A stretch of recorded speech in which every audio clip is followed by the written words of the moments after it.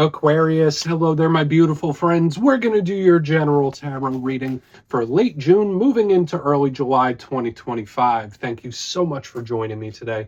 You know, I appreciate each and every single one of you. So let's get right down to business, as always, and start you off with an oracle card here, just so we could dip our toes into energy and see what's happening for the lovely Aquarius collective. Hope you're all doing fabulous and fantastic, my friends. Let's get it going here. My guide, spirit team, talk to me. What do we have for Aquarius, late June, early July? What energies, messages, insights can we take a little peek at? And yeah, we're just going to take a real quick look at this first card. Then we'll get into the full reading itself.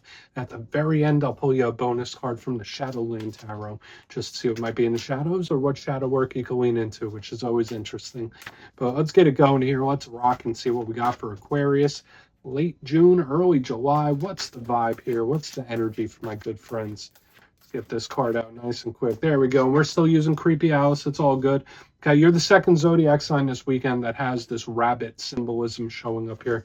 Not sure if it was Leo or Sagittarius, but you have it right there. Messages for a rabbit. And I do get a very similar energy here to what I saw in that other reading, where this could be great for omens and synchronicities and stuff like that. It's a very lucky card, especially this version of it, because yeah, there's two main ones. Now, before we fully dive into it, if you're new here, I'll be speaking about the June subscriber surprise towards the end, so you might want to check that out. And also, if you could kindly illuminate that like button by tapping it right on its third eye, you know, I'd greatly appreciate it. But enough of the promo, into the reading. Let's talk more in depth about this. Now, I always preach with this deck in particular that it's important to just go with what you feel, go with the flow. So we don't just go on the literal meanings. I mean, I think that's a gorgeous looking card. So don't be surprised if you see some bunny rabbits in places you wouldn't expect to see them in the coming days and weeks. And that could be a really good omen or a sign of good fortune from the universe for some Aquariuses. So keep that in mind. Don't forget I warned you about it and gave you a heads up before it even happened. But aside from that, when I see messages for a rabbit, I mean, it could be trying to send a message, trying to speak, trying to communicate. But I also get an energy where it's like, I'm chasing this rabbit down. There's something I need to find out. There's something I need to figure out. So there is a tie of this energy to like searching for information. I need to make this make sense, or I need this information. I can't proceed until I have a certain piece of information. So again, whether that's you or somebody else, it's like I'm searching. That's the vibe I'm picking up here. But again, there's great energy. It feels lucky too. So for a portion of you, you might catch a lucky break when I see this card. I like it, but we're going to let them chill over there. That's their business, right? Let's get into tarot. And yeah, I always say that first card, it doesn't make or break the reading. It's just a little footnote. So let's get you 3 tarot cards in the upright. Then we'll get into that intuitive juiciness. Shuffle it up one time here for Aquarius. What do we have, my guides? And while we get this deck shuffled up and ready to go, let's talk about last week's reading. There was a lot of fire air combo energy for you last week, and the reading was titled An Explosive Situation. So again, things that could go from 0 to 100, or things that happen very rapidly, very quick. That's an energy that could bleed over for a couple weeks, and it did feel very intense. So keep your head on a swivel in regards to that. But we're going to see what shows up for you this week. As you know, energy is very fluid, never set in stone. So only take this how it hits for you, because we could be seeing your vibe or somebody else's. All right, let's get it going. 3 cards for Aquarius. What do we got? Oh, okay. That card, I did one shuffle and it came tumbling out, and I'm going to take it. We have the beautiful 10 of Cups. What a way to start. What a way to start, Aquarius. And I was expecting similar to the other air signs. Let's get a couple more here, though. I want to say, like, all right, reading over. We got the 10 of Cups. All right, here it is. So the 4 of Pentacles, there's the energy that balances it off. I mean, that could be good for finances, though, too. And for any of you that are watching this for, like, work, career, finance, business, like, the energy is off to the races right now in a good way. Let's see. Okay.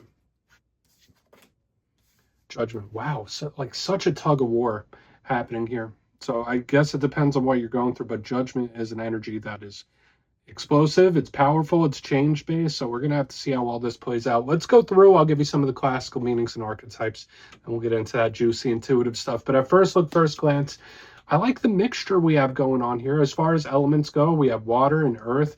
When you combine water and earth, that's a potential for abundance and blessings. The cups, that represents the emotional state, the emotional self, the inside. Pentacles, that's work, that's business, that's the material life. And then we have this Plutonian judgment card that comes in and just shakes things up in a really big way. So I'm interested to see how that's going to affect this reading, because some people even say the judgment card is like similar to the Tower in a way, where it will shake things up in a powerful manner. I think the energy seems like it works well. I would just say watch out for like internal battles in this time. But let's go through this piece by piece and really start to build it out, because I don't want to turn something really, really positive into a challenge. But position number one, we are starting with the Ten of Cups. Lovely. As some of you might already know, the Ten of Cups is one of the best cards in the whole entire deck. That's why I was joking about, okay, reading over, bye. You don't get much better than this. So it's wish fulfillment, it's wins, it's blessings, it's victories, whatever you want to name it. The Ten of Cups is it. Now, there are other things that can link into this card. It could represent the home, it could represent living situation, it could represent family or people who are like family to us. Notice there is always a group of people on this card. But like all cards, it does have some downside. And the downside of the Ten of Cups is it can be very, very emotional. Remember, there's 10 cups full here. So when this card shows up in reverse, it's like an energy that's super, super intense, especially with the Four of Pentacles right next to it. So again, there could be things that you're feeling that feel heightened in this time. So just know, like, your emotions in general, whether good, bad, or indifferent, could be heightened to maximum. So if that's a good thing, if you're in good feelings, good emotions, beautiful. If you're the other side, just watch out for the volatility, because there is something here about like extremes, which I've been seeing for every single air sign this week. So we're not going to spend too much time on this Ten of Cups, because I'm going to count it as a positive until something else shows us different. Now, moving to the middle, we have the Four of Pentacles, bit of a different story. Now, this card is neutral in its main being. And when we see the Four of Pentacles, this is really great for anything financial. Like I mentioned, you see this person, they're holding on to that pentacle, they're stacking pentacles. This is great when it comes to money, work, business. This is great for investments and finance. I love the Four of Pentacles in that world. So again, this could be important when we clarify it. Sometimes it pops up when you're about to make a big purchase as well. But the issue or issues pop up with this card when we start talking about feelings, when we start talking about emotions or connections, because the Four of Pentacles, I'm just going to run down a list. It's a card that can be possessive. Sometimes it's a card that can be jealous. It's a card that can be grudging. It could be a card that's not letting go of something. It could be a card that is like trying too much to control another thing. So we're going to have to see how it plays out, especially next to the Ten of Cups and all that powerful emotion I said. For some of you, this is great, especially those of you that are more career-minded right now. But for others, this energy could be potentially be a little difficult to grapple with, because it just feels intense. And this could represent somebody suppressing something, or it's like, I feel something real strong, but I'm not saying anything about it. So we'll just have to see. Now, moving to the very back end, powerful energy of change. We have Judgment. Now, this card, like all others, has a lot of different things going for it. And as I mentioned, it is a card that links to Pluto. And in astrology, you know, Pluto ties to Scorpio. And when we see Judgment, yeah, sure, it could be a judgment call. It could make literal judgments like, all right, well, I'm going to do this, I'm not going to do that. It's like making a call and following it. So maybe some of you, that's the case, where it's like, you know what, I'm going to do this, but I will not do that. This card could sometimes represent things returning, because notice on the card, it's always illustrated. Sometimes the dead are rising in this card. So it can represent things popping back up. It could represent situations popping back up. It could represent people popping back up. But Judgment, to me, it's explosive, it's powerful, it's change. Gabriel right there, the archangel, is blowing that trumpet, and things will not stay the same.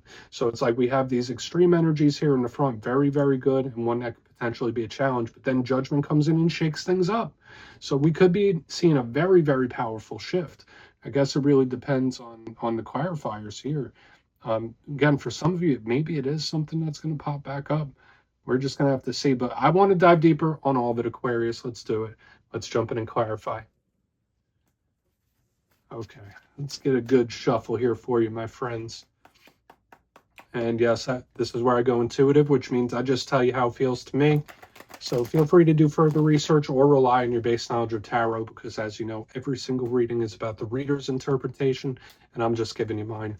Let's go in on that Ten of Cups. Let's stay optimistic here, my friends. And yes, if you're a reader yourself, please feel free to play along. That's why the box is here. If you're feeling any messages you want to give to Aquarius, you could drop it in the comments. I don't mind at all. Okay, let's get that 10 of Cups. Why is it here? Oh, okay. Empress in reverse. Odd. It's good, but could be better. I saw something similar, I think, in like the Saggy reading, and you have it too.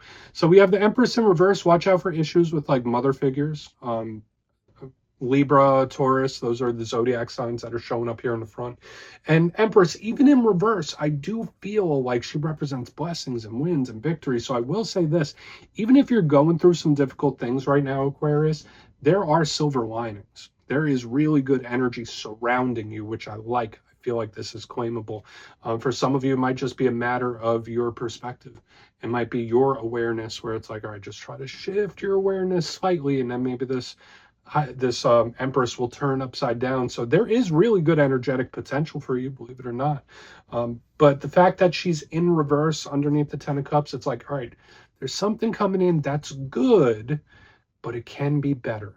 I don't know why it's coming through that way. So again, whether it is work and business or people that you're connected to, it's like, oh yeah, this energy's nice. It's showing up how it needs to, but there's room for improvement. So again, we got wins, we got victories, we got a whole bunch of good stuff up here up front. We're not going to linger here too long. You know, every time we get the 10 of Cups and the Empress together, I'll take that all day. Even with her in reverse, that's a good thing to me. But let's keep moving. We're going to go over to the 4 of Pentacles, the Judgment card. We'll see what happens. But let's just keep it pushing.